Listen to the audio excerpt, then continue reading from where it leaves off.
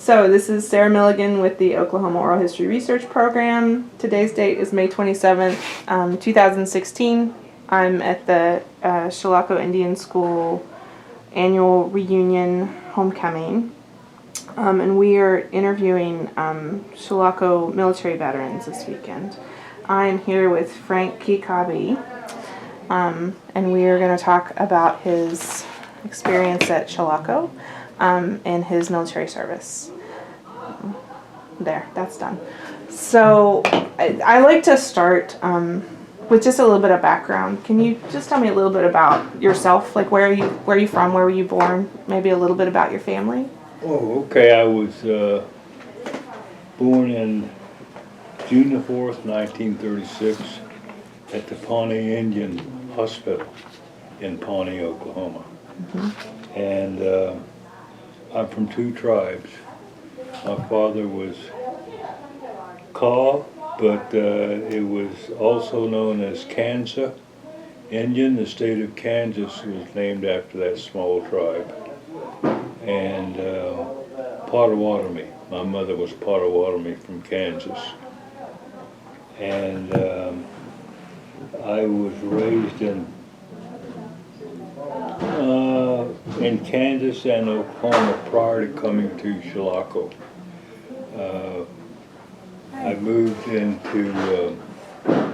We moved to Oklahoma, and I have to do this by grades. Okay. I think it was around the 3rd grade or 4th grade when I recall us moving to Tulsa, Oklahoma, from Mayetta, Kansas, which is the Potawatomi reservation up there. Yeah. Yeah. What made the shift? Like, what was the deciding factor to move from there to Tulsa? You know, I don't know. To this day, I don't know. And I have to assume it was because of the job availability of my father. Mm-hmm. Yeah. Because, there was 6 of us children. So he had to find some employment somewhere. Right. To take care of us. So that was in the 3rd grade you moved to Tulsa. Yes. What were your parents' names? I'm sorry. Okay, my father's name was Francis, and my mother's name was Angeline. Angeline. Mm-hmm. That's very pretty. Okay, so when did you come to Chilocco then? I came to Chilocco in the fall of 1950. And I came here. They said if you want to play football, you have to come here early. So I came about a week early then with the normal arrival of the kids here, students here at school. Mm-hmm. And so I arrived up a week early. My uncle and aunt and my mom brought me up here. And so I stayed here at Chilocco for 4 years. So did you come essentially at the beginning of your high school to Chilocco then? Yes, 9th grade. 9th grade. Mm-hmm. Mm-hmm. And graduated 12th grade. Yeah. What was the deciding factor for Chilocco for you? I think it was more of helping the family out by not having another mouth to feed. And also the grade school teachers that I had recommended that I attend Chilocco because of other students that they taught. Once they finished the 8th grade, their grade school, then in high school they came to this school, Chilocco.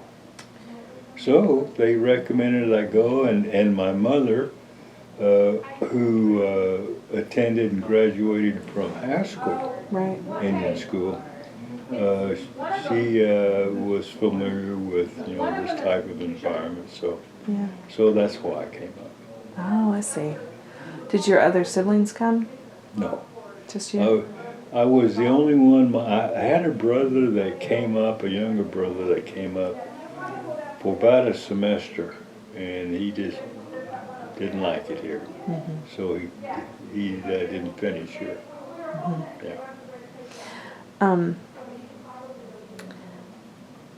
I'm curious because mentioning that your teacher was probably part of the leading point to get you here. Mhm. Did you go to a school that was primarily Indian then, at grade school? Yes. Okay. Yes. And I went.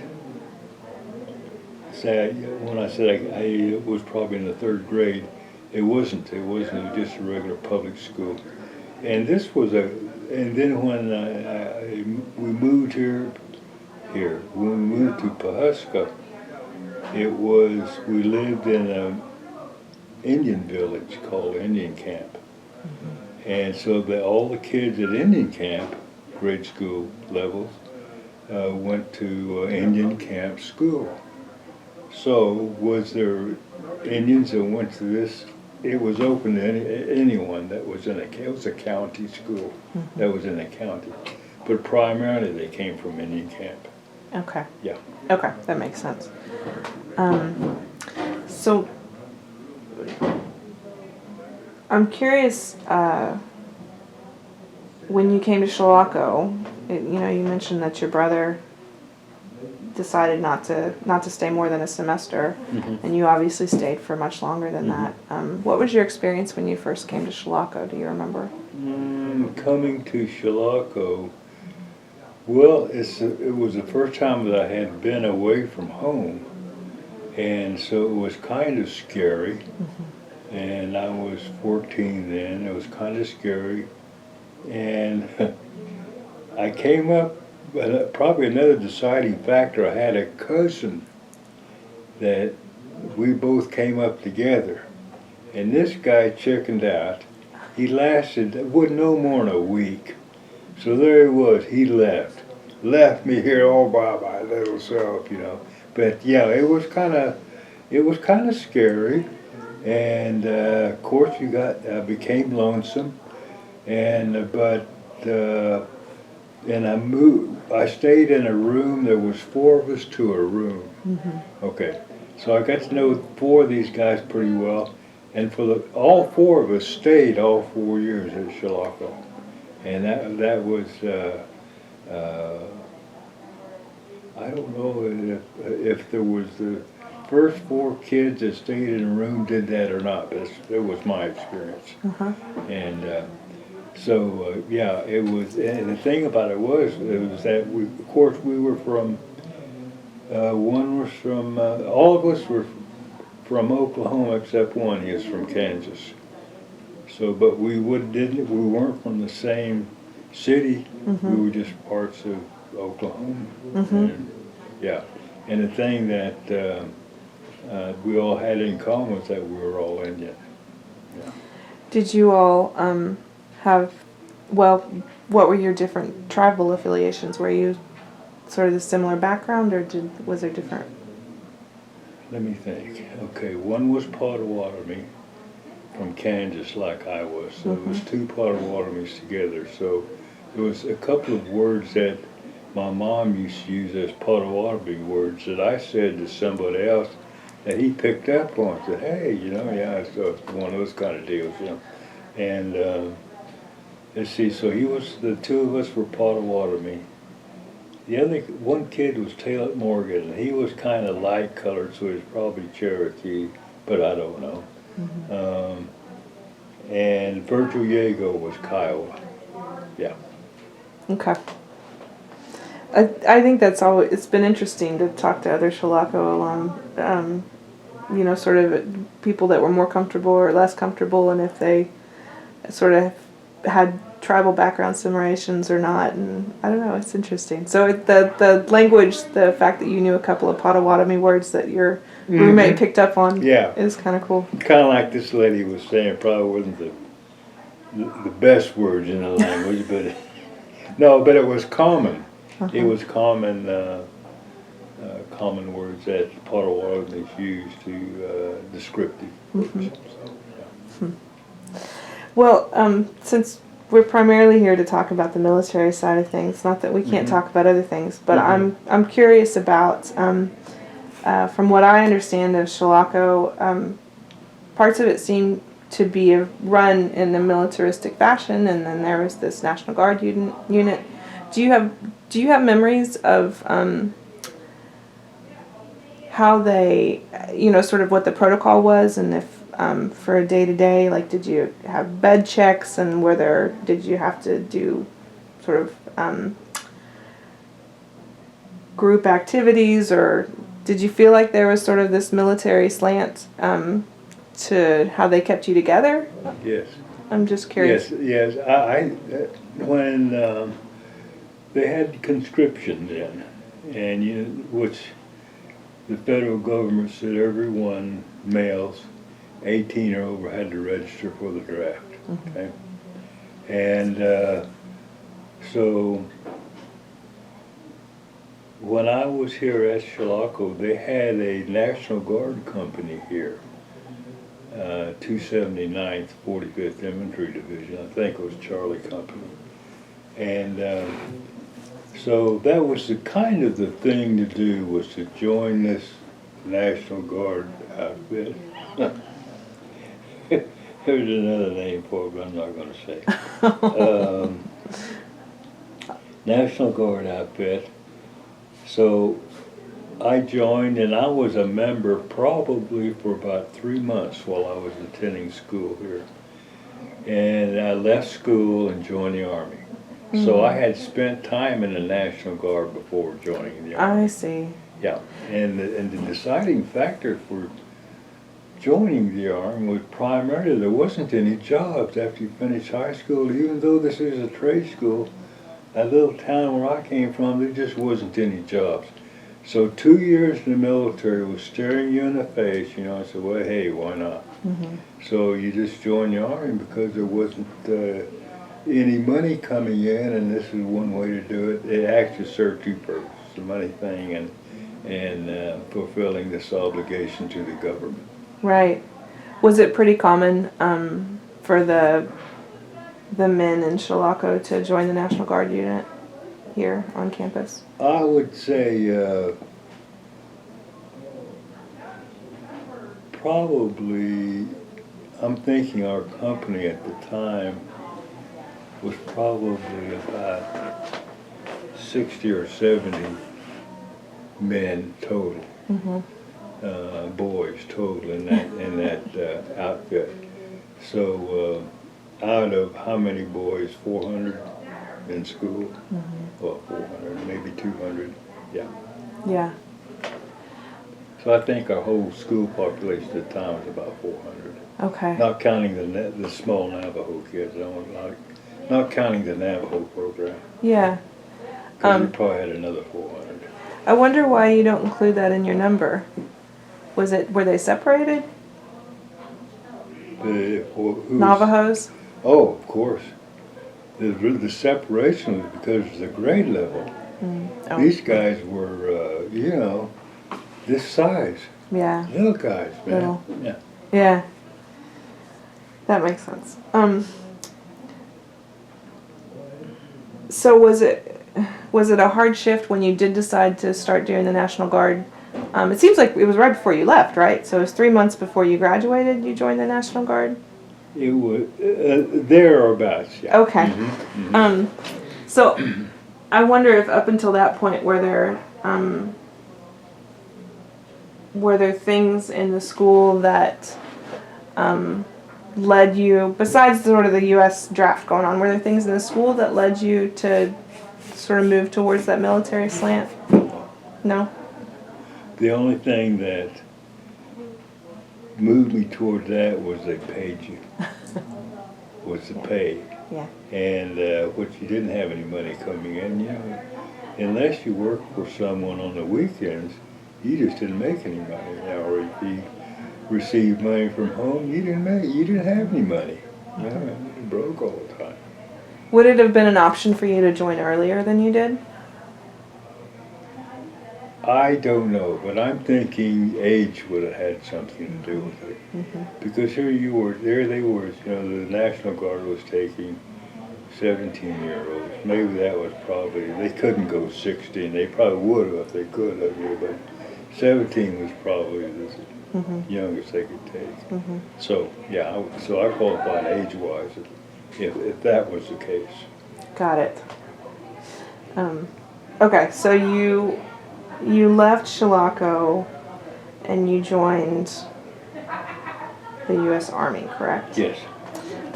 Tell me a little bit about that. Like, what was the process and where did you go? And Well, I upon moving back home, so to speak, I mean, here you were, you know, moving back home with your mom, but there wasn't any other place to go, you know. And there was no job, so I ended up, and one day I was walking downtown on the street, and there was this little billboard. They were about like this and about this high, and they were on a little platform type thing, and it was in front of a recruiting station, okay, U.S. Army recruiting station. So I looked at that billboard, and here was this guy, oh, decked out, boy, this guy looked neat, you know, had a nice pressed uniform on, had a blue scarf on, you know, girl on his arm. In the background, parachutes coming down, and he had this hat on with a little patch on it, you know. In other words, I didn't want to join the Army and be an Army slob.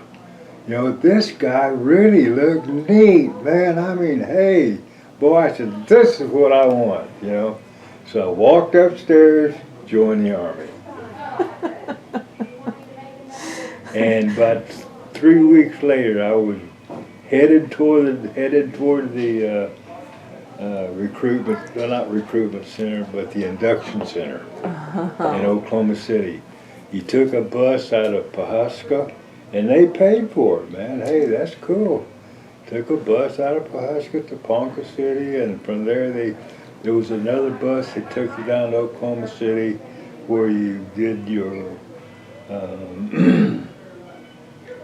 physical, and you had to take mental tests and physical tests. So you did all that there in civilian clothes, you know. And then once you passed and you took the oath, you were in. So from there, they sent you to Texas to receive your military uniforms and things like that. And from then on, you was in the Army. Yeah. so where did you end up going to boot camp then? I went to, you know, as a kid, never, other than Kansas, never was anywhere. And they sent me to Fort Ord, California. Can you imagine this Oklahoma kid going to California? My goodness sakes, man. And we got there in California. They flew us there. First time I'd ever been on an airplane. And it was rainy, and it was stormy, and it wasn't one of these nice airplanes. I mean, it was one of these little old military airplanes that they converted into some kind of civilian airplane. I mean, them windows were about this big, and it was raining, and it was stormy when this little airplane flew in, and yeah, so that didn't make me feel much better, you know what I mean? Did that make you want to fly again after that, your first trip? Yeah, fly back. So I went to Fort Ord, California, stayed there. And you know, the Army breaks down your training, your basic training into two 8-week stints, you know. So I took my first 8 weeks. At Fort Ord, California, in my second 8, I went to Fort Campbell, Kentucky. Yeah. So I was traveling a lot. Yeah, again, you know, government expense, hey. And they feed you, they give you these vouchers, and only one restaurant in town would take these vouchers, you know. And it wasn't the best restaurant in town either, believe me. So you go in there and you give them that voucher, yeah, you're another Army guy, you know, and feed you those biscuits and gravy in the morning for breakfast. Yeah, Hey, well, if it was food, what the heck? Really. Was that one of the things you were interested in when you signed up, the travel? I really didn't know what I was getting into. I didn't know I was going to be traveling so much. I just didn't. It was new to me. Yeah. And no one there wasn't anyone I could talk to. They said, "Yeah, you'd be doing this, you'd be doing that." No one ever said anything. And that was probably the majority of the kids that I went into basic training with was probably the same way. Just filling in that obligation. And they called them USs, which was the 2-year guys was USs. And then the rest were RAs. Now they gave you a serial number, but preceding the serial number was his letter designations. If you was US, 2 years. Mm-hmm. If you was RA, 3 years or more. Mm-hmm. Were you treated differently between the two designations? No. All the same. Mm-hmm. Yeah. Were there other people from Oklahoma in your basic training or when you went off to boot camp? Yes. In the end, it was probably, I say in the end, at the end of basic training,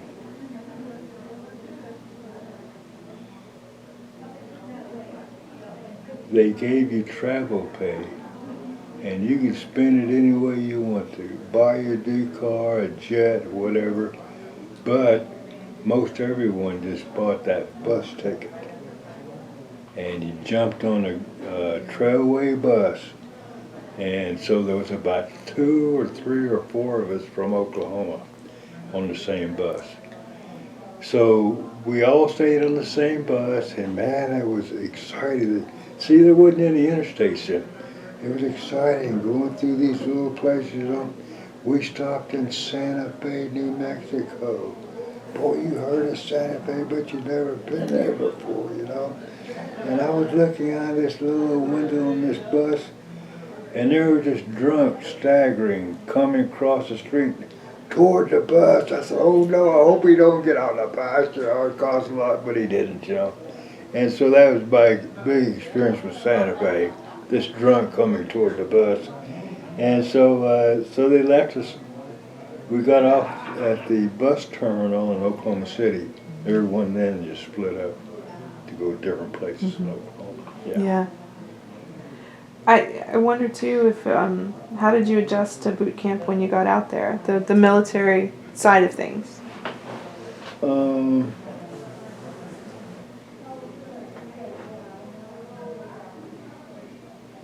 I had been to Chilocco, and Chilocco you got up between around 5:30, and then from there you came to the dining room and ate, and from there you went home. You cleaned up your room, and because it was inspected every day, from there you went to school or your trade, whatever you were. Well, both of them, and. So, the fact that I had already was kind of used to being regimented, you might say, going to the military wasn't that hard, but they were more harsh because of the authorities there, the sergeants and if you got in trouble, the captain or lieutenants or whatever. But for the most part, it was the sergeants telling you what to do and getting you squared away and, on time and how to march and that type of thing. Yeah. So the regiment of military wasn't necessarily hard to adjust because you've been similar, but... I'll put it this way. Initially, the level of regimentation at Chilocco and the Army, when you first went into basic training, after about the first week, the Chilocco stuff was out the window. Mm-hmm. From then, it was kind of like, oh no, because it was much harder. Mm-hmm. Yeah. Yeah. How did you feel about being there in that sort of environment? Well, I didn't like it. Mm-hmm. I didn't like it because people were from all over the country in the same room that you were in, and you probably had enough for one platoon, which is about 40 men, okay, in one room. There was a lot of segregation then, and you may have had one or two blacks in the whole company. That was about 200 men, and the rest was Indians and Mexicans and whites, okay? But for the majority was white people, white men, boys, okay? And so there was about one or two Mexicans, and they were always from California. You know, the guys lived down there, so I didn't have any problem with that. Everyone was, but there's always one or two SOBs, you know, that wants to talk about the Indians, wants to talk about, you know, the black people, wants to talk about the Mexicans, you know, at nighttime after the lights are out, see? And they knew you was the only one in that whole platoon in there, and you wasn't going to do nothing, you know. They knew that, and they did that on purpose, yeah. So, it's a little uncomfortable. Yeah. But I had friends there, so, you know, and yeah. I had friends there, especially those Okies, you know. Were the other Okies, were they Indian as well, or were they white? No, it's all white. Yeah. Well, that was one of the things I was thinking about too. I'm trying to obviously figure this stuff out too, but with the National Guard unit here at Chilocco, it seems like there was a lot of Native Americans that would have joined that company. I know it wasn't exclusively from the Chilocco staff or faculty, it was from the surrounding county as well, or the area, but yeah, I was just interested. It sounds like you were the only one that signed up. You signed up by yourself to enlist. You weren't like with other of your classmates or any of those? No. You know, when you leave, like Chilocco, when you leave Chilocco, you just spread out. Mm-hmm. You know, I was the only one in my little town that was attending Chilocco, male-wise. They had about 2 or 3 females from Pawhuska that was attending Chilocco. But you just didn't know them that well. You know, even though the little town from Pawhuska, little town of Pawhuska was small, I still didn't know them that well. Yeah. So it was like going up by yourself. Yeah. Okay. And you didn't associate with the girls anyway. They wouldn't. They were just frowned on. Was there opportunities to talk with the girls? I know the campus was kept pretty segregated, but did you have opportunities to socialize? Or? Oh, yeah. They had socialization after school, and there was a little place in there. They had 2 gyms.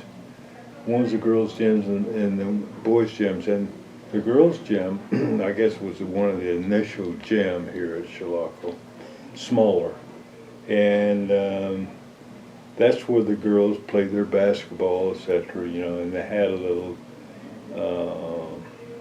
snack shop there. They sold drinks and candy and stuff, and so that's where you would socialize with the girls. They had bleachers there, you know, so you could sit on the bleachers, talk, or on the weekend, they had, I'd say, on Saturday afternoon, say from about 1 to 3 or 1 to 4, you could socialize out of doors, you know.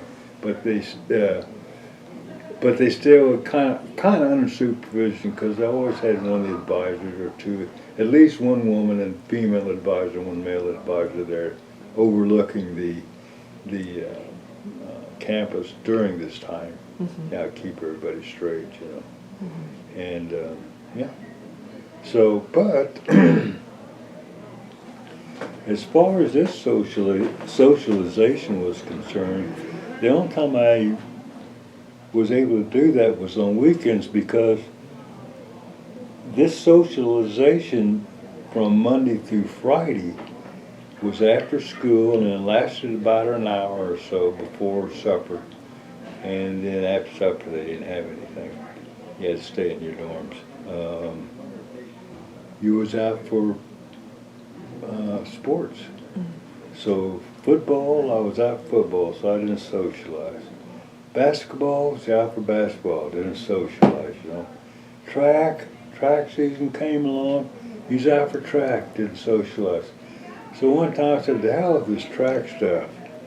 I'm tired of this track. It's too much work, not enough glory, you know. I'm not gonna do this track. So you're out there running, and then you compete, you don't win, you know, and these other guys from other teams, they're just too good, you know. So the heck with this, you know, I'm just gonna go out and I'm gonna socialize. You know, when I got out there, I didn't know how to do that. That was all new to me. So I said, God, I can't do this. I know I'd rather be running track than fight it out here on this, you know, on this turf, you know. So I went back out for track. Was the part that was new to you was trying to talk to girls? Yeah, yeah, that was the hard part. Yeah, no, I was bashful, you know. And I mean, I could get out and play sports in front of everybody, but that was different because you could just shut out the crowd and just play your sport, you know. But there, you had to socialize, you know, and I just didn't know how to do that. Yeah, darn. So did you really go back to track then? Yeah, I went back to track. I was used to the coach, used to the guys, you know, and yeah, that was my environment, sports. So the tiny bit of time between when you decided to enlist and you went back home, were you comfortable back in your environment? At home? Mm-hmm.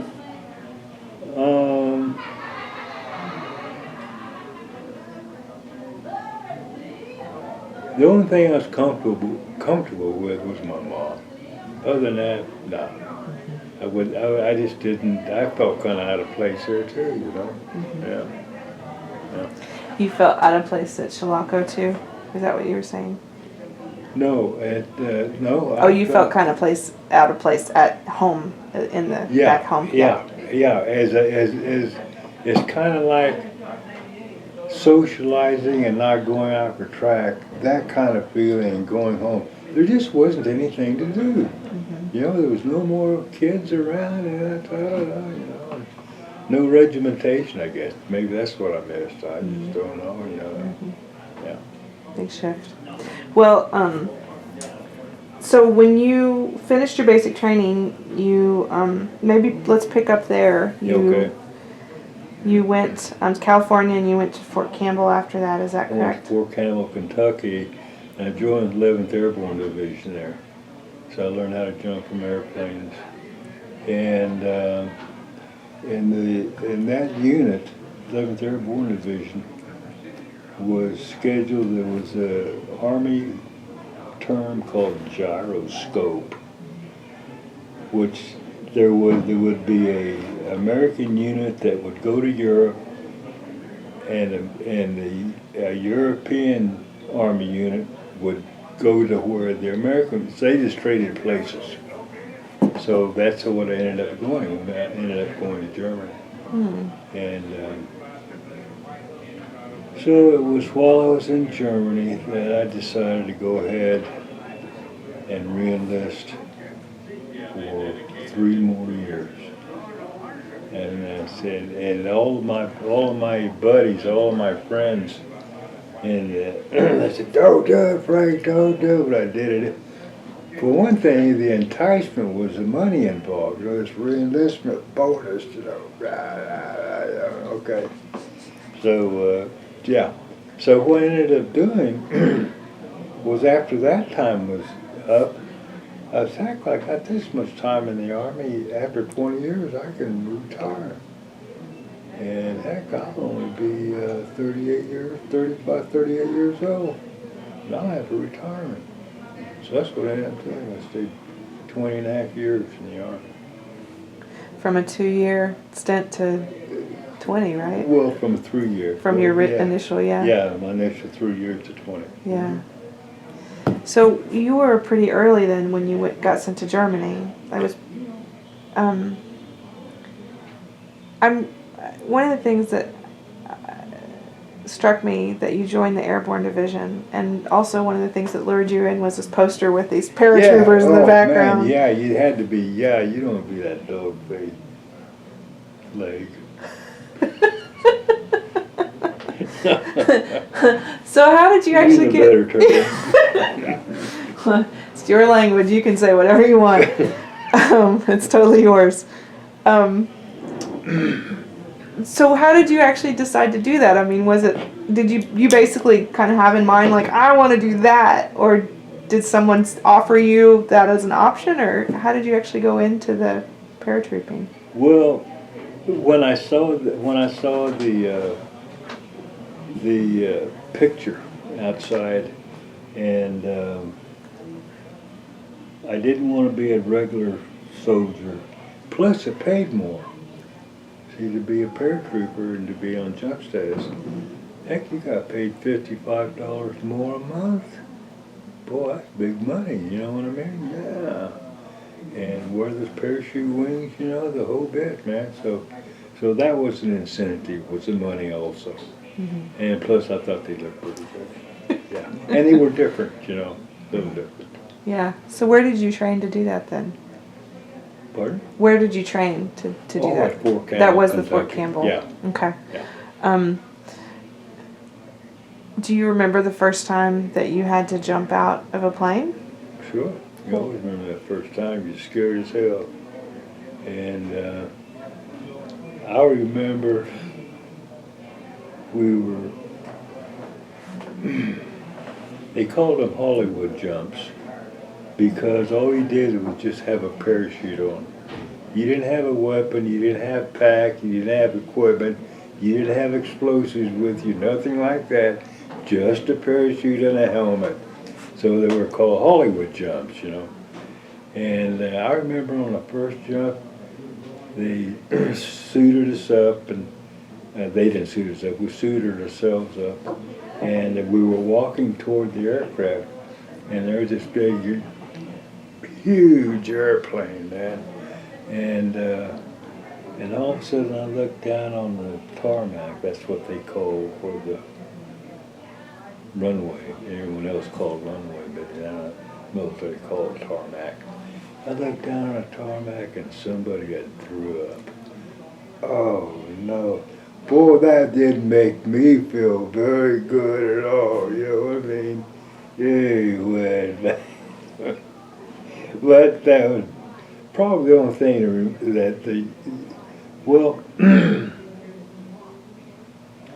they had it pretty much set up. They had this sergeant staying there at the door, and you took plenty of ground training. You know how to shuffle through the door, and you had these 34-foot towers that you had to walk up the tower, and you all you had on was just the harness. You didn't have an actual parachute on, but they hooked up the harness that she was wearing to some, I'll just call them rollers, and so you practice jumping out of these 34-foot towers. So when you jump out, you practice, how to position yourself, etc. And then, so jumping out of the airplane was just like jumping out of that tower, except this rushing noise, And you look down there, and it's so far down there, type thing, And but you just did it. The guys and there was a sergeant standing at the door, said, "Come on up here." You come up there, you turn around and get ready for the door, and he'd hit you on the butt like that, and you jump out. Next guy up. They weren't rushing you through it, one at a time, one at a time. So that's the way it was. It was still scary though. Yeah. Was it scary the second time you did it? Every time. I ended up 7-9 jumps. you're scared every time.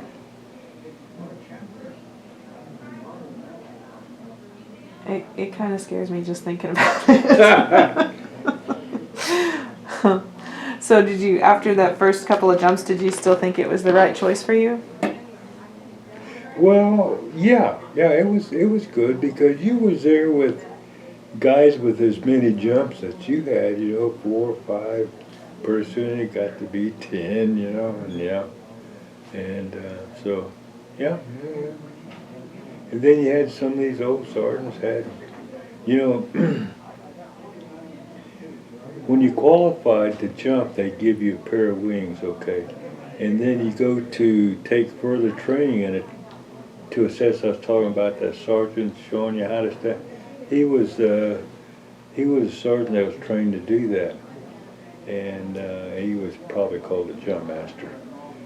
Well, the jump master, if you went to that school and you passed the jump master school, they gave you a star to put over your wings. And then a master jump master meant you took further training, and there was a wreath around the star. You know what I mean? So there was a kind of a little, yeah. And so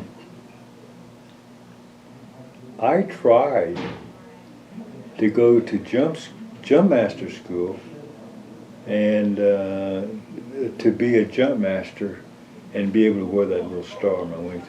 I was scheduled to go to jump master school, and there was a young second lieutenant, 18 years old, that wanted to go to jump master school. So guess what? He took my slot to go to jump master school. And after I said, what? I said, you can take that jump master school and you know what you can do with it. And I never did go. Why did they send him instead of you? Did you have an inkling? Rank has its privileges. Mm. Yeah. That's what it was. Pure and simple. Mm. It's going to look good on this little lieutenant's resume, jump master. And he'll probably never jump master a load of troops in his life, but he's going to have that on his resume. Mm-hmm. Yeah. So you didn't pursue it after that? No, I had chances to go after that, and they asked me if I wanted to go. I said, no, I'm not going. Heck with it. That's not so am I. Mm-hmm.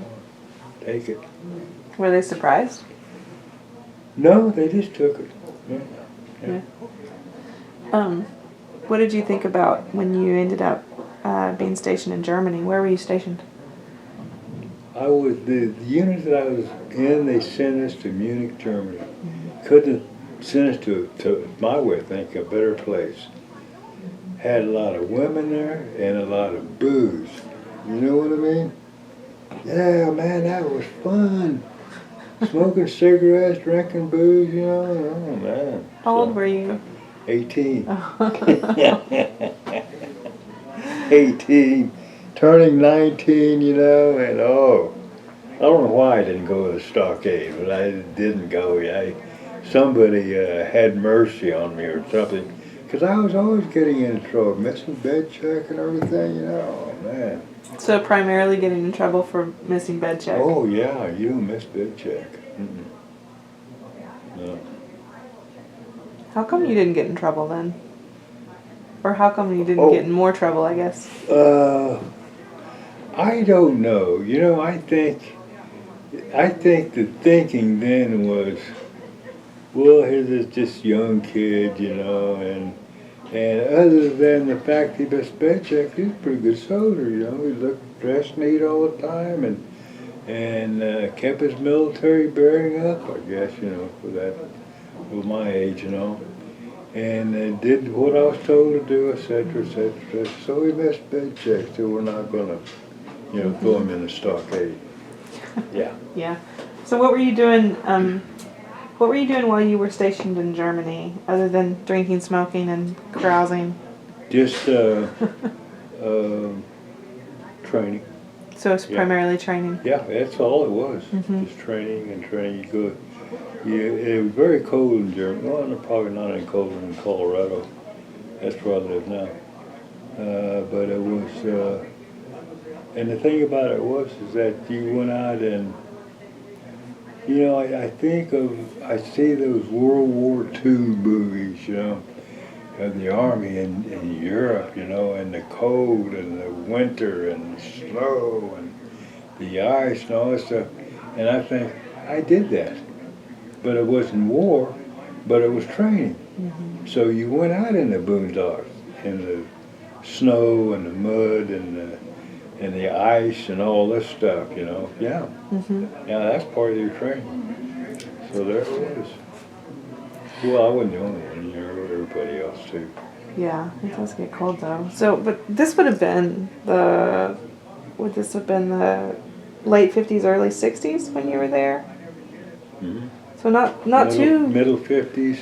Yeah, so within about a decade later after the end of World War II then. So, yeah. I mean, there's still that... Mm-hmm. Yeah, in Munich, talk about where to go. I went to Munich, Germany, and they were still rebuilding Munich. And you know, primarily looking at the history of the heavy bombing that took place, you never heard of Munich. Yeah, Munich still got bombed, but it wasn't anything militarily that I know of that rated Munich to be bombed, but it was bombed. So anyway. So some of the bombed out buildings, the shells of the buildings were still there, and they were still in the process of tearing them down. Mm-hmm. They had a very nice park, well, parks, I guess, and for the most part, Munich is flat, but they have these nice rolling hills for a park, you know. What I found out later is they took all this rubble, put it there, covered it with dirt, seeded it, made a park out of it. Yeah. So it was just rubble from the city. Pretty dramatic. That they made a park out of it, yeah. Yeah. This is from a personal experience of mine, so I'm just curious about it. Culturally, like pop culturally, there is sort of this fascination with Native Americans in Germany. Did you experience any of that? Yeah. Yeah, oh, they just Indian, they call it Indianer. Indianer. And what was it? Sioux. They want to know if I was Sioux. I said, no, I'm not Sioux, man. You know, I meant Sioux, you know, but they call it Sioux. But see, that was, I guess, primarily the word that came from the United States was the Indian Wars and the Sioux. Well, they call it Sioux. Yeah. How'd that make you feel? Like, was that a comfortable place for you to be? It was, and it wasn't anything derogatory about it. No, it was just, hey, there's an Indian here, you know, yeah, okay. Yeah, I've heard of you guys, you know. Type thing. Buy me a beer. There you go. That was your key, right? Yeah. I'll tell you about it if you buy me a beer. Oh, yeah. Oh, gosh. So how long were you there in general, or in total in Germany and Munich for training? I spent a total of 5 years in Germany. Oh, wow, that's a long time. Yeah. So was that all training, or was that post-training? No, it was all the Army and the training that was a part of it. Yeah. Okay, so you were 5 years in Munich, and then where did you go after that? I came back to the States, and that was as far as my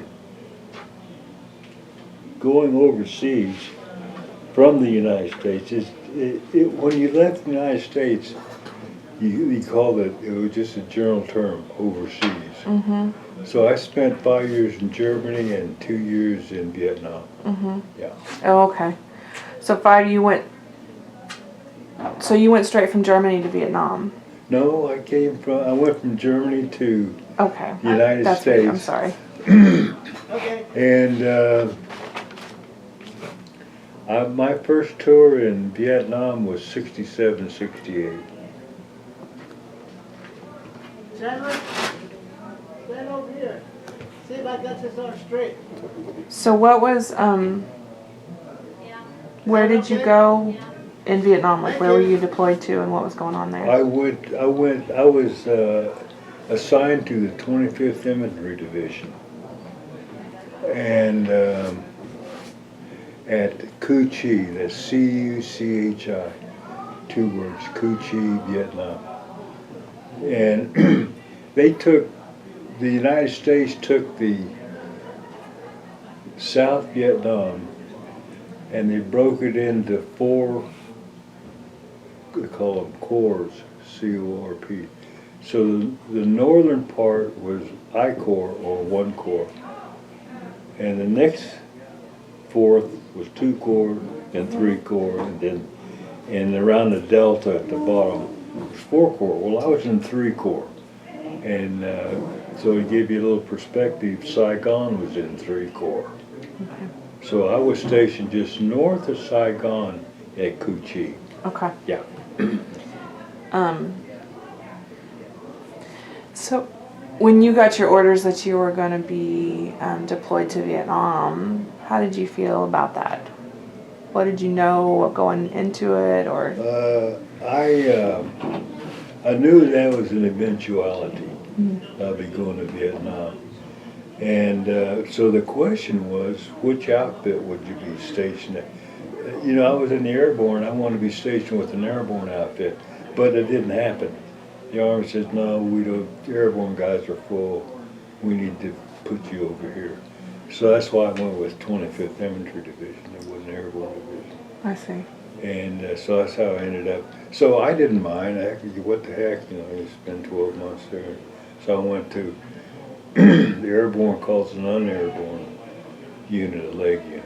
Mm-hmm. So I went to a leg unit. And so I spent 12 months there. Okay. Yeah. So you were, That was my first tour. okay. And then I came back, stayed a couple years, and then I got orders to go back the second time. Okay. And what years were that, do you know? That was 71, 72. All right, so when you were in Cu Chi, with the 25th Infantry, what was your role? What was your primary I job? was, initially I was the squad leader, Mm-hmm. and then I became a platoon sergeant. So what did you do? What was your assignment? What was sort of a day-to-day? As a squad leader, you went out on patrol all the time. The outfit that I was with was a scout dog outfit. Mm-hmm. So you worked with dogs. And I took that training before I went to Vietnam, scout dog training. So what you would do is that what we would do, the only way that the division that I was with used scout dogs, and they were called scout dog teams, a man and a dog, was for night patrol. Mm-hmm. And night patrol was ambush patrols, okay? So when you had kind of a semi-permanent division, the 25th Division was here, and it took a little small part of Vietnam, Cu Chi, and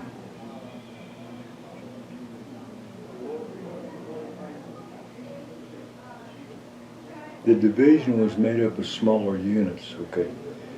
So the scout dogs would be going out with different units within the division. And what they used them primarily for was for night patrol.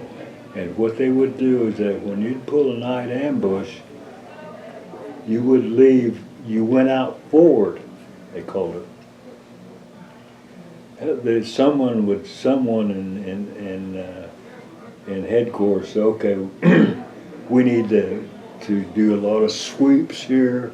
We need to do a lot of ambushes here. And this is the best place for it.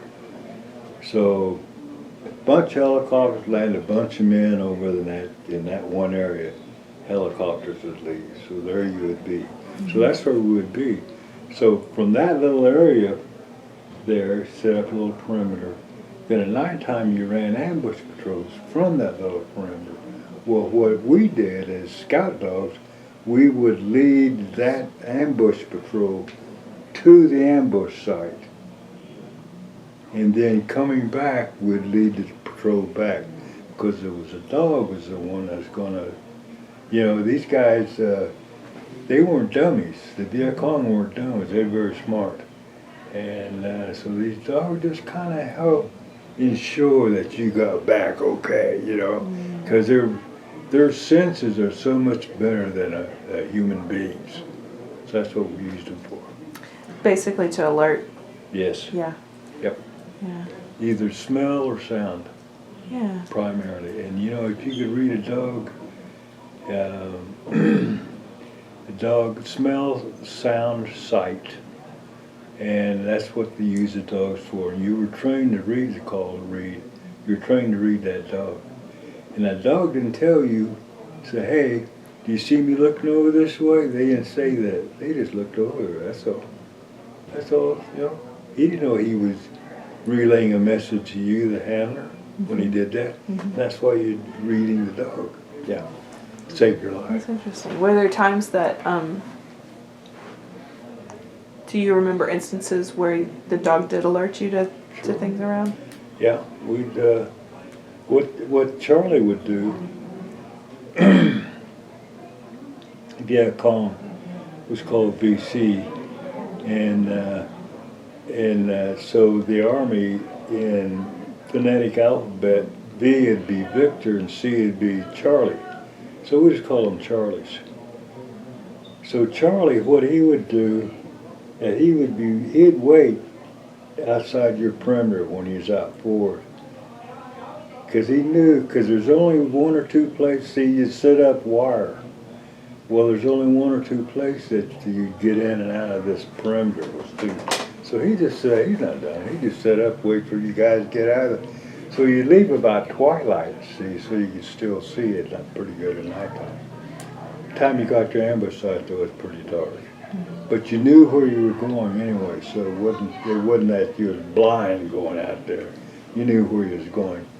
And so Charlie would be waiting for you. So what he would do was that he would follow you, flank you until you're set up. Then he'd go back and get his buddies, and he'd set up for you, so when you went back in the morning, you could ambush you. Or he'd just attack you in your ambush site, okay? So, one incident was that when you had a dog team, you had the dog and you had the handler. Well, you had a shotgun also, they called it. And what he was doing, he was covering the dog handler, because the dog handler is supposed to be focusing on the dog and not looking around to his left and right, because the dog will pick up 99.9%, but that 1%, see, that's why he had this shotgun guy back there. He was looking too, you know. So I was pulling shotgun. I said, okay, you know, I'll go out. I was pulling shotgun, and so away we went, you know. The ambush people were behind us. And as soon as we left, we'd set up concertina wire. There's this rolled up wire like this. Concertina wire make our perimeter. So that's where we had the little gates out between the concertina wire. And where they had little gates, little openings. And as soon as we left that little opening, and all the patrol got through it, then they would close the gate, so to speak, to actually just pull the wire. I noticed this dog do it's called a sound alert. And all the dog will do, he'll look, ears go up, back down again, keep going. As soon as we left that thing, that dog went like that. I said, that's a sound alert. See, because when I was taking the scout dog training, I took the training, and like I was saying, then I would train new trainers, new handlers, okay? So here I am, you know, pulling shotgun, but I still looking at this scout dog handler and the dog too, see? But I was reading the dog more than I was looking at the handler. I was reading the dog, and this guy didn't catch that. Because what he would have done, what we're trying to do is stop and say, hey, look, as soon as we left you know, the dog picked up. He didn't say anything, he just kept on going, you know. And I was saying, this dumb, hey, you know. So I stopped the patrol. And I told the patrol leader, I said, hey, would you bring the patrol leader up? I got to talk to him. I said, okay, probably. I said, we're being flanked on our left. Oh, we are. Yeah, so pass it on back. Passed on flank on left, or everyone got it, I guess, all the way back to the end. So we kept on going. And and then we took a sharp right, went about another 100 yards or so, and set up an ambush. Well, I'm just reminding you this. The guys that was following us, flanking us, when we took that sharp right, they didn't know that. They just kept going straight. So when they found out that, hey, these guys don't hear anymore, where they at, you know, they came back and went down this trail that we took. Well, by that time, we was already set up, and here they came, and we ambushed them. Well, good feeling. Yeah, that's what I was Better wondering. them than us. Yeah. That just is, it seems so intense, but I had never talked to anybody who had dogs, who had this dog training. Mm-hmm. That's interesting. Yeah, that saved your life. Yeah. So you did this squad leader for the scout dog Yeah. unit for, I was squad leader, then ended up being platoon sergeant. and then platoon sergeant. What was your role then when you were platoon sergeant? Like, what did you do? A squad leader just takes care of his 8 to 10 men in his squad, but a platoon sergeant takes care of the all 4 squads. Mm-hmm. He's really kind of in charge of all 40, I'll just say 40 men in this squad, and that's it. The men. He's not concerned about the dog. Someone else does the dog bit. Mm-hmm. He's not concerned about he doesn't do everything. He can't. Mm-hmm. No way. It's hard enough trying to keep 40 guys squared away. But that's one good thing about the military is that they have this. It's called the Uniform Code of Military Justice. You know, and they say you got to do it this way, this way, this way. If you don't, this, and this is going to happen to you. If you don't do it, so that he's kind of got that working for you. But also he's got to follow his guidelines also. Yeah. So it's just doing kind of like the administrative stuff for these guys. Right. You make sure that they get fed. You make sure they get clothed. Right. You make sure they get medical stuff. You know. Yeah. And you have to put out a daily report on your platoon. You have to send it forward.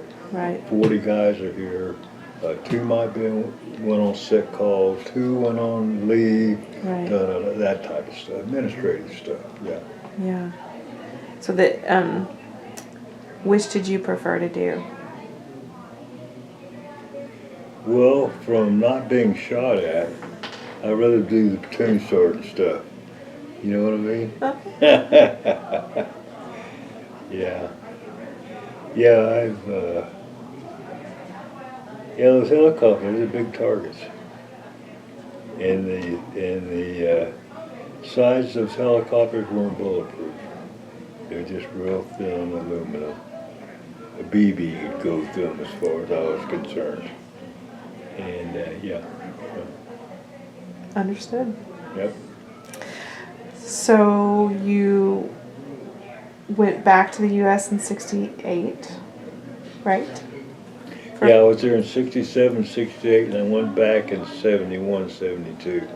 Right, so you were in the U.S. in between those 2 times? Yeah. Okay. Were you stationed somewhere during that time? At I home? was stationed in, I went back to Fort Campbell. Oh, okay. Yeah. So that was the second time I was at Fort Campbell. I was with the 101st Airborne Division at that time. And then while I was there, let's see. No, the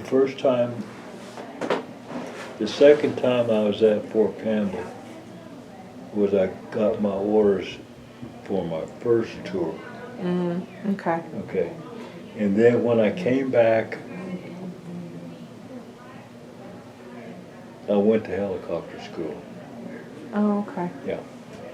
So, and the second time I went, I was stationed at Fort Benning, Georgia, Okay. and I got orders to go back a second time. Okay. So what did you do when you had your second tour in 71, 72? Oh, there I was,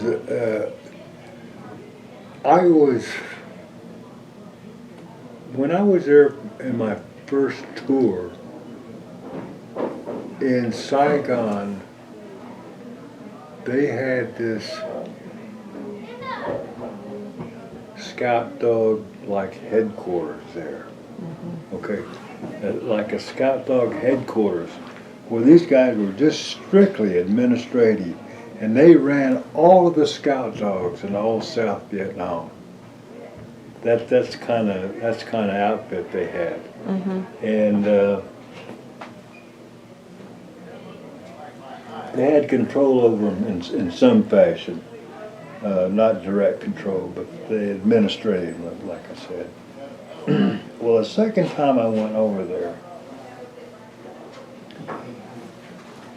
I went down to you have to go to personnel, and they're going to say, hey, Sarge, we're going to send you here because there was an opening here and they need you here, and they don't need you. I wanted to go with this particular unit, and 101st, they said, no, you can't go there. They don't need you, they're full. We need you over here. I said, oh man, I don't want to go that route, step, leg outfit, you know what I mean? So I went and to the personnel sergeant down there, called sergeant too. I said, hey, you know, this is Scout Dog headquarters right here, just down the road from here, you know, they got an open guy. Let me check. Yeah, they got an opening. I said, I want to go there. He said, okay. So I didn't go back out in the boondocks anyway. I laid back there with all the good guys, you know what I mean? Drinking beer and sodas, you know, eating 3 meals a day and all this kind of stuff. Yeah. So my second tour there was a piece of cake. Yeah. So what was your job then? So you were in sort of Scout Dog headquarters. So dealing with that. Yeah. So what I was that I was. It was kind of a larger outfit than just a platoon. It's kind of like a company level type thing. So we had a first sergeant there, and there was 3 sub training outfits. One was for mine dogs, one was for scout dogs, and one was tracker dogs.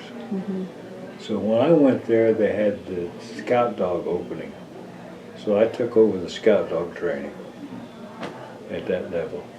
Was this something that you had previous experience with, or special rapport or anything with dogs before you took the initial training? Like, how did you decide to go into that? No, they just said, hey, there's an opening for your MOS. MOS means, MOS is our number designations. I was a 113. Okay. So they said, hey, there's a 113 opening at such and such a place. We're going to put you over there.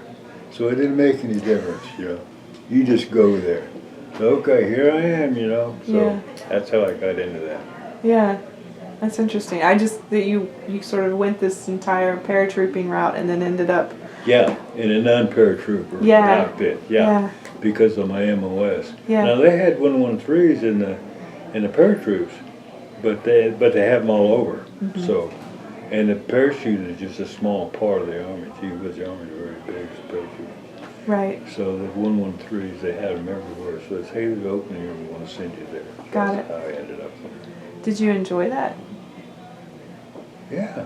Okay. Well, I liked it because, you mean the 113? That I was specifically the dog handling part of it. Oh yeah, I like the dog handlers because I like dogs, first of all. And I like dogs, and dogs are smart, and dogs are trainable, and they'll save your life in a combat situation, you know.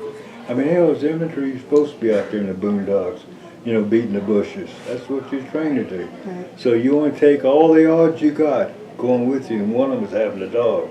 Yeah. Oh, those dogs love to ride. They love to ride helicopters, jeeps, deuce and a halves, pickups, whatever you got. They love to ride. Yeah, man. They like riding those helicopters, wind blowing in their fur and everything, you know. Darn right. So how did that match up with you? You went back and did helicopter school. Did Yeah. you use that training at all? No, didn't use it. No. I flew helicopters, but I never was assigned to a helicopter unit. Never flew in combat. No, and just, big targets. And they go down easy. You know? Yeah. So your last tour was in Saigon, primarily. My last tour, yes, was, well, I take that back. It wasn't Saigon. It was a place outside of Saigon called Benoit. Beinhoa, Benoit. And it was probably across the Saigon River, maybe 15, 20 miles, something like that. No, I wasn't in Saigon. I'm sorry if I No. said No, that's that why I was clarifying. No, it was Benoit. Yeah. And it was like being in Saigon. You know, heck, there wasn't anything hot going on there, you know. It was nice and easy going stuff, you know. That's what used to kind of irk me a little bit. These guys come here in Vietnam, they go to Benoit. What? No, man, you go to Cu Chi first. Earn your stuff, then you can come back to Benoit. You don't go to Benoit first. Then go back and say, I've been in Vietnam. Yeah, right, okay. Yeah. Did you all talk about that? Like when you came back after your tour, did you talk about that with other military folks? Was that sort of one of the... No, it was just a given. It was just a given. Yeah. So what I think one of what I was asking is that the mindset of what your experience really was in Vietnam, you know, was where you were stationed. Is that something that you all actually talked about, or is that something that was a belief that was commonly felt? No, it wasn't. It was just a given. It was known. A guy that spent time out in Cu Chi, and we talked to a guy that spent time in Benoit. Now they were both in Vietnam. Okay, that's a given. They were both in Vietnam. So you never really talk down that guy that didn't do anything. Yeah. Yeah. I mean, the thing about it was, he still drawing the same pay you were, man. You know, combat pay. Oh, man, come on. Yeah, okay. Yeah. You would know combat. Yeah. Well, so I mean, I didn't mind drawing combat pay when I wasn't in combat. You know what I mean? That's fine with me. Pay me.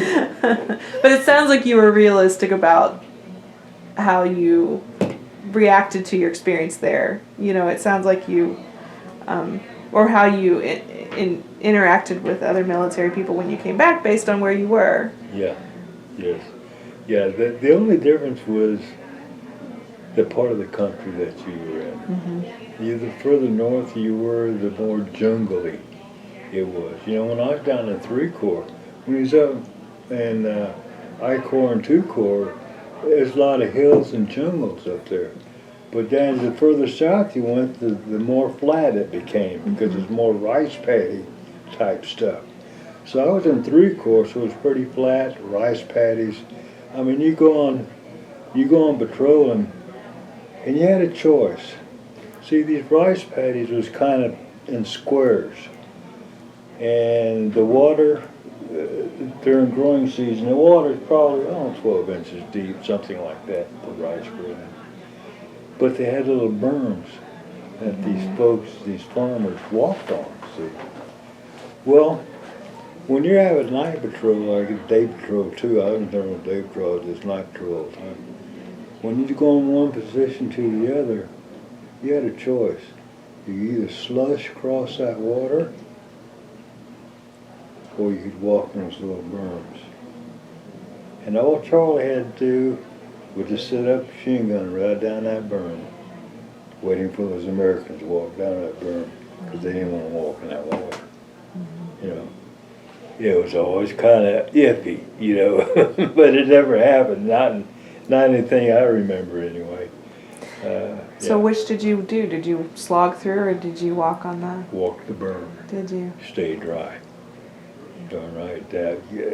The thing about it is that here you are going to a ambush site that you're going to be on all night long with wet feet. You know what I mean?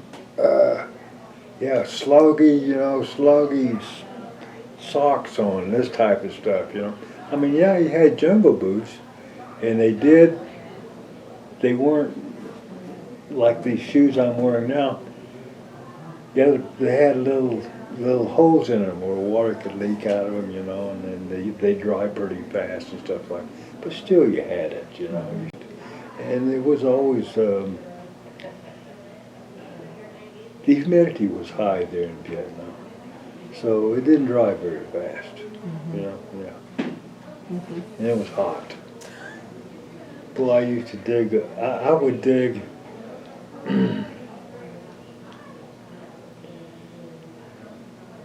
at nighttime. Charlie was good mortaring you. Once you sit up, I was talking about that little circular position you was in. Charlie's good. He's got his mortars. He'd throw mortars in. Those guys were good mortars. And so what I used to do was that at nighttime, if I wasn't out on patrol, I'd dig me you can go down to the store here in town and buy you an air mattress. And it's just about the size of your body. You blow it up, or maybe you got a pump. We didn't have pumps. We had to blow them up, okay? You blow up your air mattress, okay? What I would do was that to sleep, what you want to do is you wanted to dig you a foxhole. Not the kind like World War II where you stood, but no, this is a foxhole where you laid down in them, okay? If you laid down in that foxhole at nighttime to go to sleep, you couldn't go to sleep. It was too hot, too humid. So what you would do, what I would do, and blow up the air mattress, and you didn't lay the air mattress out on top of the ground, because if you got mortared, you were done, you know, toast. So what I would do, I'd dig me the size, the length of my body and the width of my body. I'd dig me a little hole, a little trench type thing. Blow up the air mattress. Put the air mattress in the hole. Then when I lay on the air mattress, I was above ground. Because you lay down in a hole, man, you just sweat to death, you know. And if Charlie started mortaring, all he had to do, you just take that, pull that little plug out of that hole in there, and the air just let you down right inside that hole, baby. You know what I mean? You learn those little things. You know, to be comfortable. I mean, he's going to be comfortable after it's hot and mosquitoes all over the place, you know. Yeah, that was another thing, those mosquito nets, just for your head and your neck. And it was kind of like this, the top and the bottom, and between the top and the bottom was the net. But the top and the bottom was small like this, so you could put it over your head, your hat like this, and then it would come over and it would collapse around your neck, see? Okay. And that would keep the mosquitoes out, because they'll eat you to death, man, on your face, you know, they just get on your... The only bad thing about it is when you go to sleep and like this and that net falls on your face, those darn mosquitoes, they'll get you right through the net. You know what I mean, man? They just won't give you any peace. So you slept up all the time, you know, keep that net off your face so you wouldn't get those mosquitoes biting you, yeah. How much of the time that you were there, that first time that you were sort of out in the field, did you have to sleep out in the field, and were you in those sorts of positions? I mean... Oh, well, they rotated you out there, okay? And so that platoon sergeant I was telling him about, he had the platoon list, and he had you by squad, and he knew when you was out the last time, how long you'd been out, and who's due out to go out next.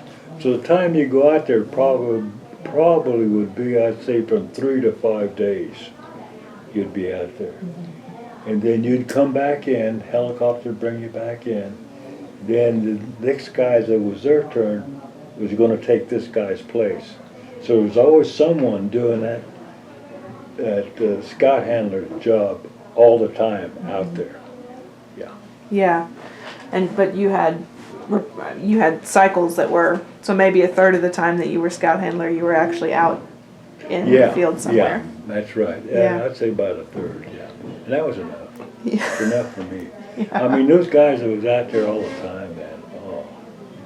We used to go, you go from one position, the higher ups say, okay, we pretty much ran all the patrols. We don't think there's anybody here anymore.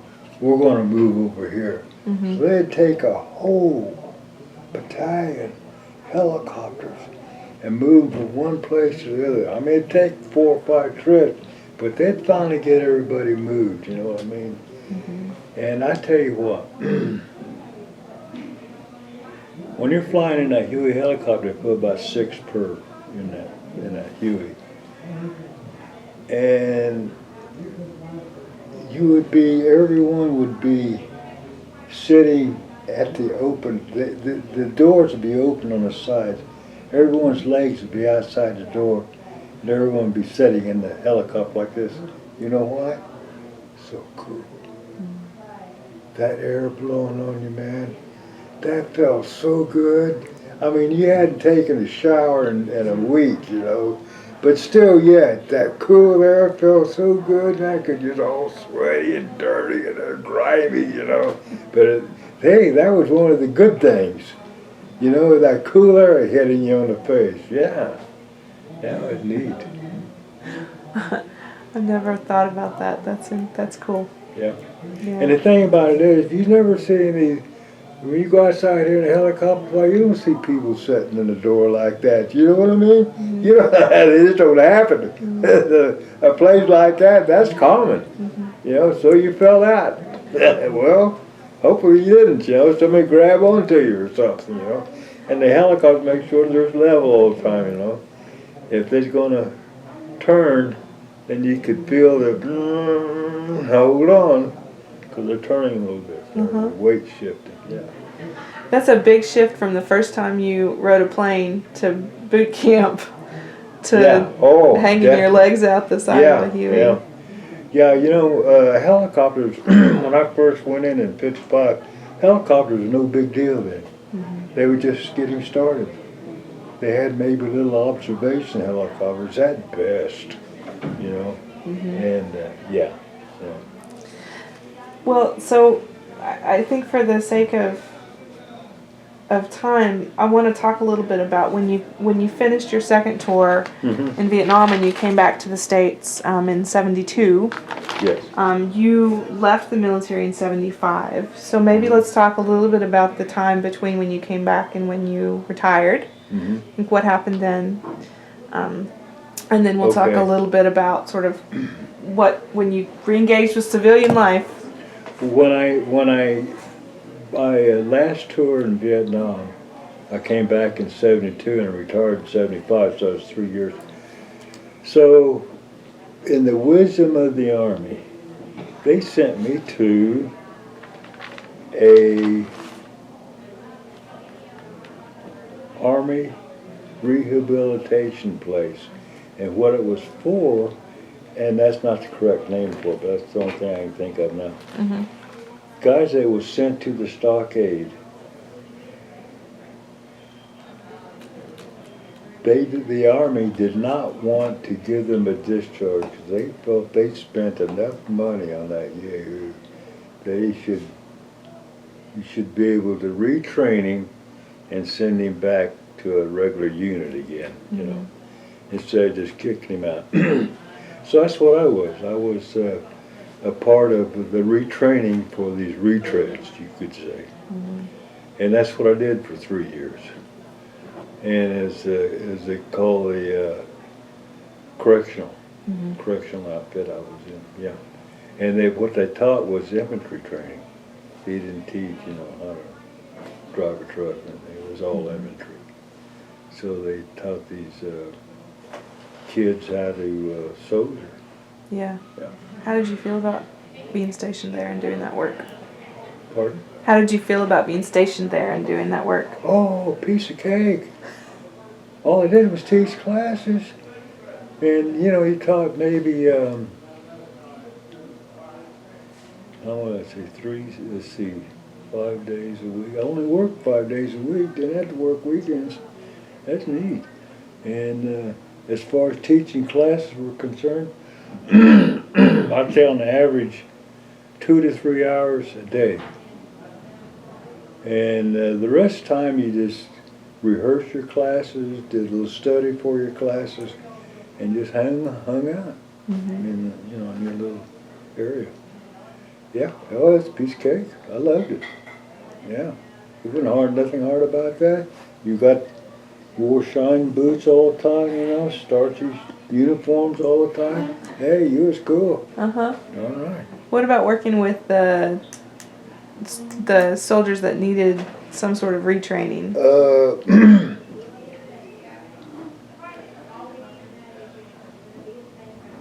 First of all, the way I felt was that they shouldn't have been there in the first place.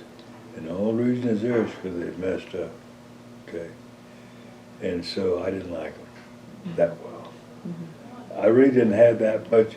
I wasn't in the barracks with them all the time, taking them this place, that place, taking them to, all I did was just train them. So I just had it, like I said, about 3 hours a day. But they were sitting in chairs, and I was on a stage, you know, teaching classes. Didn't know them individually, nothing. And so if there was 2 guys down in front talking, I'm trying to give a class, and 2 guys down front talking, I just stopped and I said, hey, you 2 down in the front here? I tell them, so I had the floor.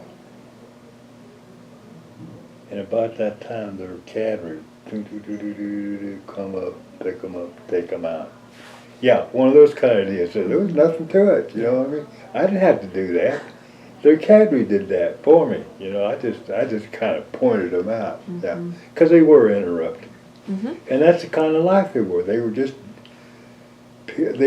soldiers, and maybe the same way on the outside. They just couldn't get along well. So these 2 guys, those people were kind of misfits. They just didn't fit in well with society. But then again, the military will make you like, no, I'm not going to, let me back up. Yeah. You show up in the military more than you would, because military is discipline. They didn't like discipline. No one likes discipline, but after a while you kind of accept it. Well, these guys never accept it. You know, so they ended up in that place. Yeah. Correctional place. Okay, I understand. So when you did your 3 years there and you retired with 20 years yeah, in. I retired with 20 and a half years in, and I stayed in the extra 6 months, and I was allowed to do that. I knew the personnel sergeant pretty well. He and I played volleyball together. So I'd go up and say, hey, man, can I stay another? I say, yeah, that's okay. Go ahead. Yeah, Frank, you're okay. And so because I went in January, so I was going to be discharged in January, 20 years, you know. Cold, this was in Kansas. Cold Kansas, who wants to get out of? So I went down and talked to him. Can I extend for 6 more months? Yeah.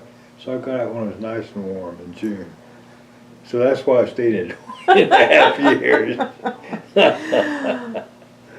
I can believe that after hearing about all the other points of strategy you had. I can hear that. So I think I want to focus. We probably have another maybe 5 minutes. I want to let you go for lunch soon, but I wanted to ask a little bit about.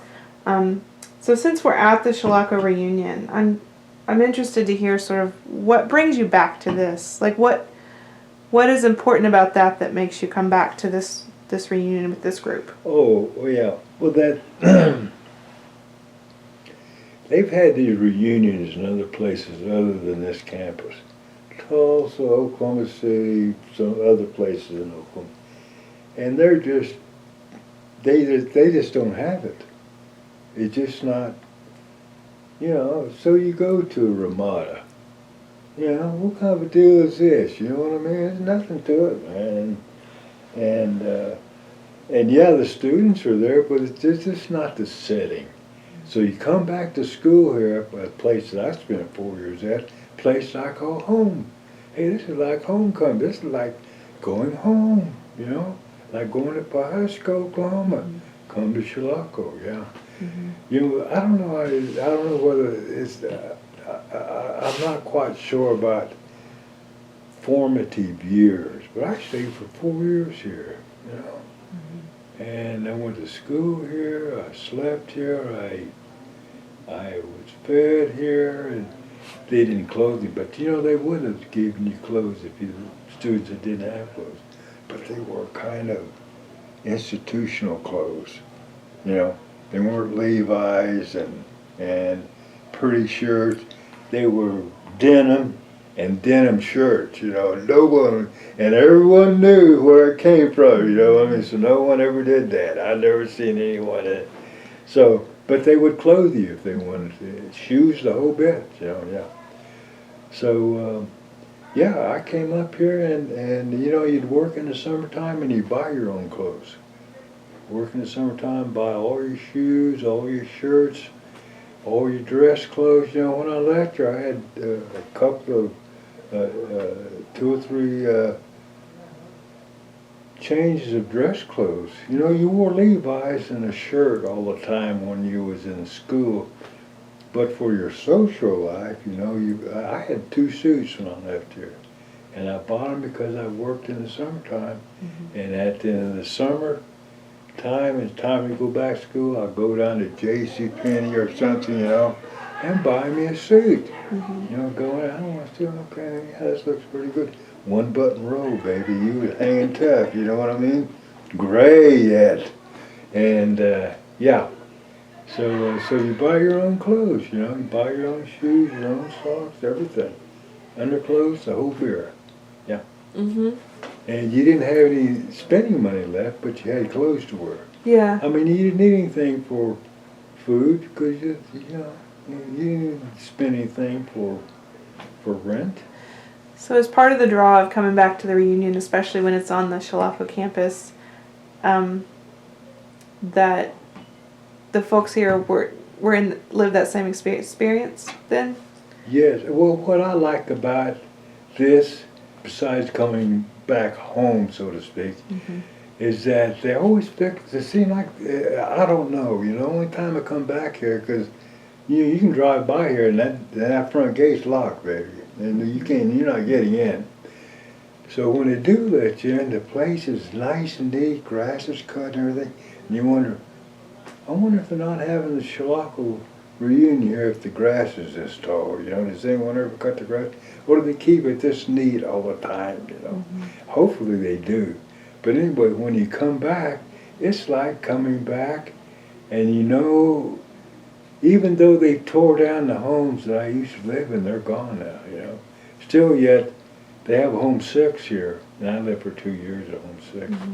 And if they have those, the gym is still here, you know, and the dining room is still here. So, and the oval's still here, and the little fish pond and that type of thing.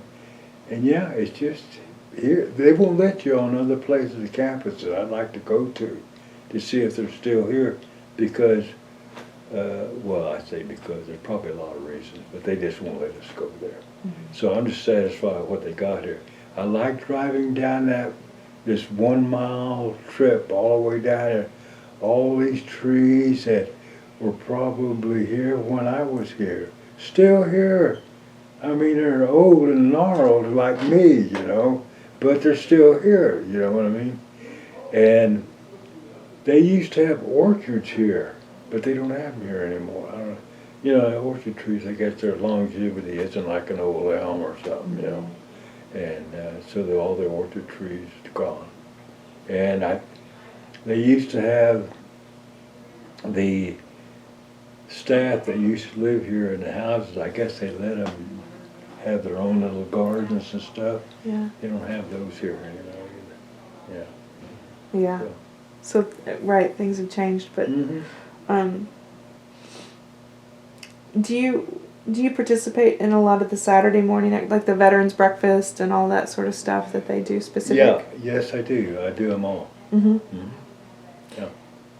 And so, let's see. I don't know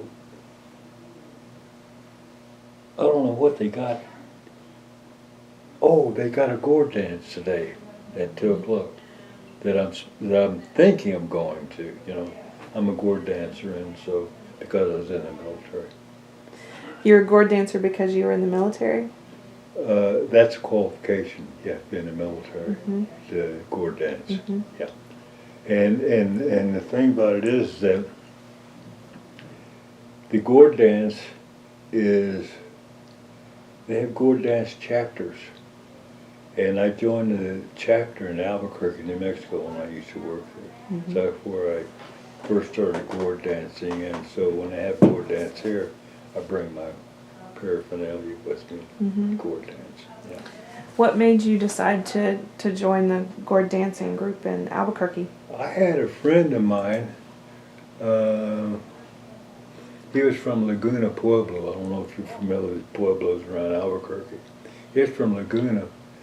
And he was talking about gourd dancing. And he said, "Do you want to be a gourd dancer?" He said, "You know, you qualify, he's in the military." I said, "Yeah." Okay, he said, so he said, "You need this. I said, "Okay." He said, "But I want you to gourd dance, but you don't have any of the paraphernalia, but I want you to gourd dance with me anyway." He says, "But and what you do, I have it in my car, my own. It's a little toolbox, is what it is. You just go down here and, you know, Yeah. Circle K and buy a toolbox, put your stuff." So anyway, I have my toolbox. And he said, "All I have is just a feather, one eagle feather." He said, "But you can use that." And I said, "Okay." So everyone else had their regalia on, I was standing there at the feather, you know what I mean? But I was gourd dancing. That was my start, that one feather. Yeah, I still got it. That's awesome. And but now I got all the other stuff, you know, that goes with it, yeah. Yeah. So, yeah, that, and there's no set shawl no set one, but it's primarily a gold, red, and blue.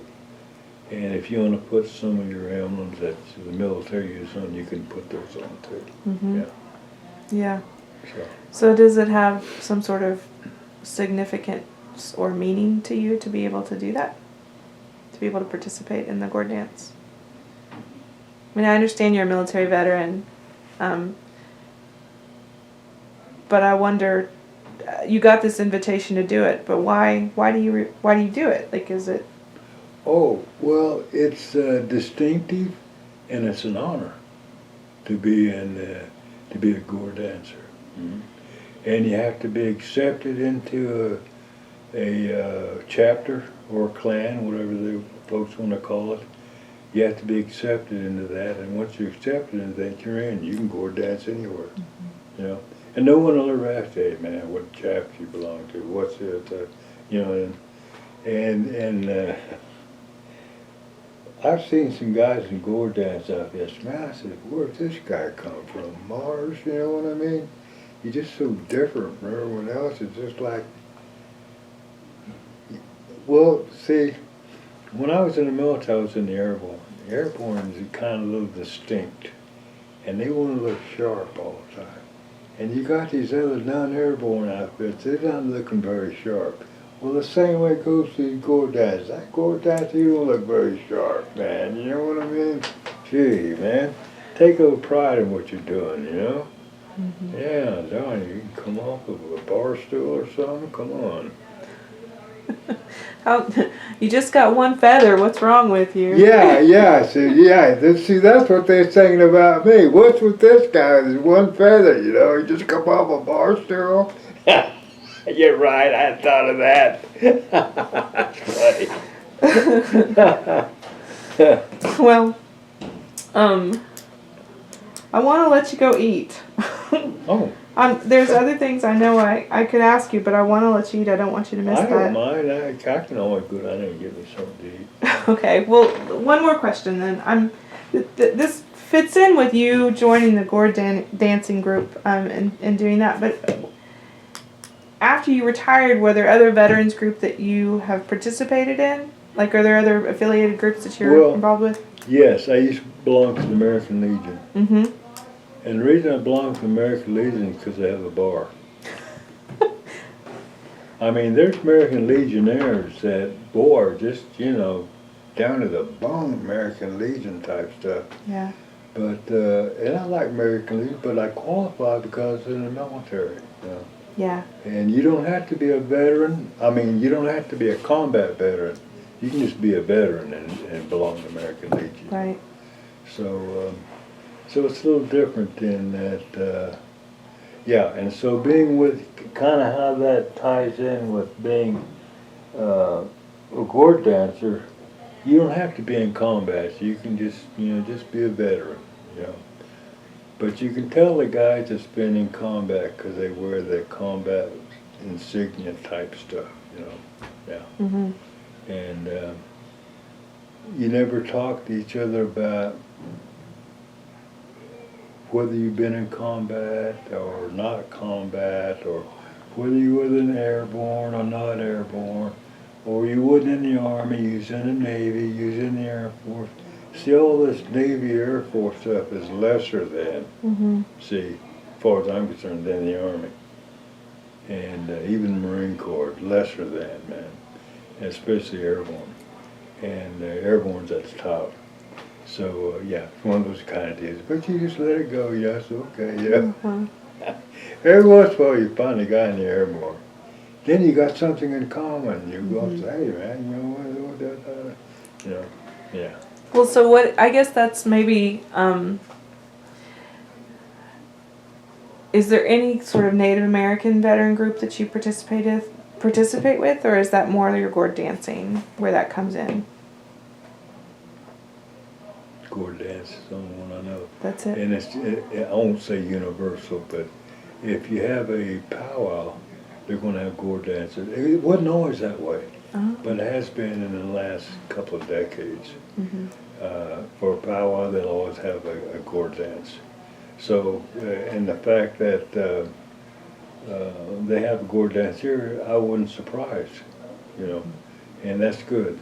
And it's different. It's not a part of the powwow. It's separate. Yeah. Yeah. Anybody can powwow. Yeah. Pretty much. But not everybody can Gourd dance because you have to be in the military. And the thing about it is that I've never seen a woman out there with a shawl, even though there are women Indian women that have, and there might be one here today, that's been in the military. It's a male organization type thing. Yeah. That I know, as far as I know it is. I've never known any females in this Gourd dance outfit. Because see, back in the old days, you didn't have women fighting, and that's where it started. The Gourd dances started because of the warriors, so to speak, you know. And I'm not saying that the women that were in, that are veterans now aren't warriors. I'm not saying that. It's just kind of a male type thing. But I won't be surprised if there is a big woman pretty soon standing up for their Gourd or shawl on or something, you know. What do you think would have to happen in order to see that? Like, for example, You know what it sounds like? Politics. And I'm not a politician. That's how I'm going to get out of that. I got it. I was just going to ask if you knew there was a woman veteran and you asked her to participate, would she be able to? You know, I'm thinking that it would be up to when I went back to the chapter, you know, you'd have to get permission, I think, from that particular chapter to say, can a woman Gourd dance here? And they'd have to take a vote or something, I guess. Yeah. However they handle things like that. Yeah. And and I would say, I don't know, I'm pretty old-fashioned. I would say no, probably not. Yeah. But I won't say it won't ever happen. And it'd be okay. You know, I just said I wouldn't have anything to do with it. Especially since I wouldn't, because if they asked me, I'd say no. What, you let her after I said no to come in anyway? See, I don't have to be in that position. So, Out of politics. there it is. Out of it. Out of it. I can appreciate that. Well, we've been talking in quite a chunk of time, even with all the interruptions. So I'm gonna. You got the interruptions too, huh? Yeah, well, we'll figure that out later. It was easier. But I really appreciate you spending time with me today. My pleasure. It was really interesting. You